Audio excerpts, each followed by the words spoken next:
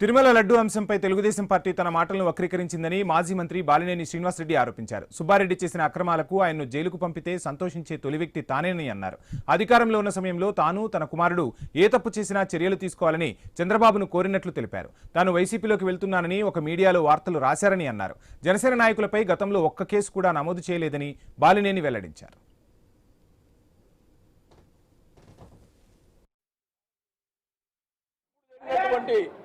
ఇప్పుడు జరిగినటువంటి 1.5 ఇయర్లో జరిగినటువంటి ఈ మెప్మాలో జరిగినటువంటి అవినీతిని వాళ్ళు ఎవరు చేశారో వాళ్ళని బయట పెట్టాలి, వైసీపీలో జరిగినప్పుడు వాళ్ళని బయట పెట్టాలి. ఎంత మానసిక క్షోభ అనుభవించామంటే పేదవాళ్ళు మా అబ్బాయి మీద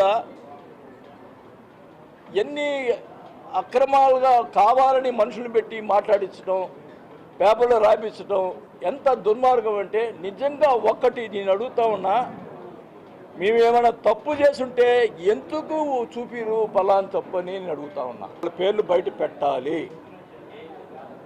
వాళ్ళ సంగతి తేలవాలి.